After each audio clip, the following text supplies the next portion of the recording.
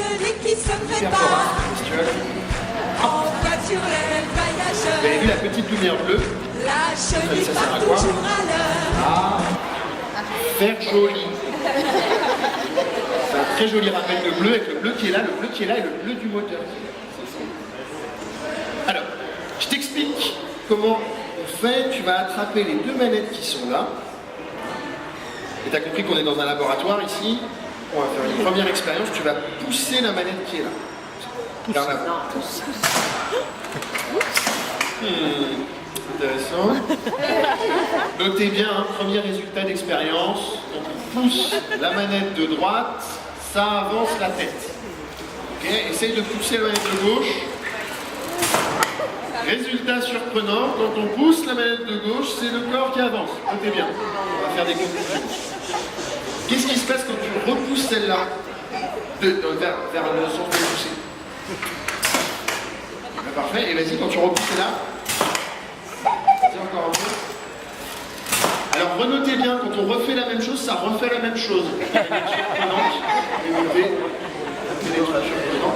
Est-ce que tu vois ce qu'il te reste à faire? Allez, c'est parti.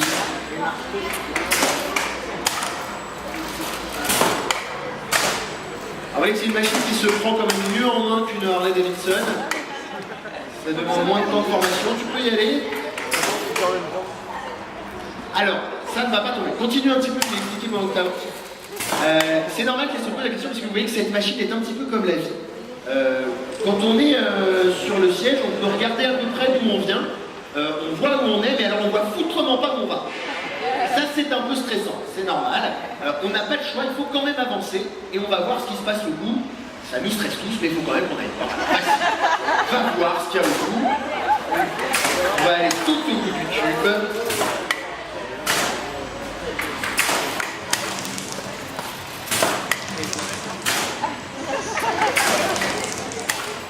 Que va-t-il se passer au bout du tube? Grande énigme de l'existence. Et là, que dalle. Voilà. Alors c'est parce qu'on a un stop chute au bout qui manifestement aujourd'hui fonctionne. Pourtant en 2019, bien sûr, cette chenille fera quelque chose de très banal quand elle sera dans l'arbre, dans le projet final. Elle fera un fil. Ensuite, il y aura un cocon qui apparaîtra autour de la chenille. Mademoiselle restera là pendant à peu près 3 semaines avec tout ce qu'il faut pour une visibiliser. Et puis un papillon géant sortira et puis partira quelque part. C'est d'une banalité affligeante, hein. La nature nous a complètement blasé ce genre de miracle.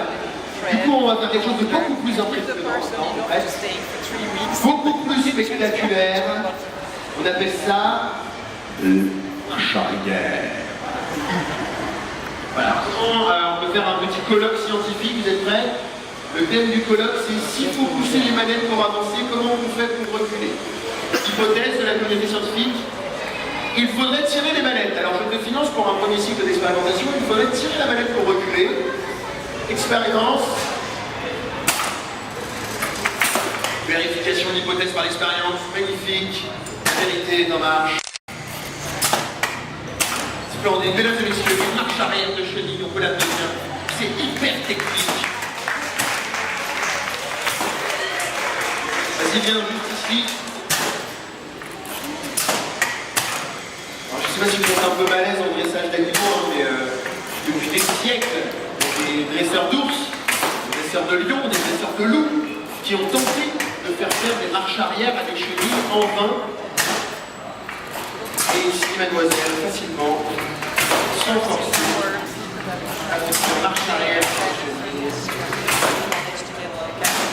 Ah, vas-y, tu peux y aller. Vas-y, c'est bon. Vas-y encore, ouais. Vas-y. Vas-y, ramène. Vas-y, braque à gauche. Ok, oh non, on peut l'applaudir. Magnifique, avant de descendre.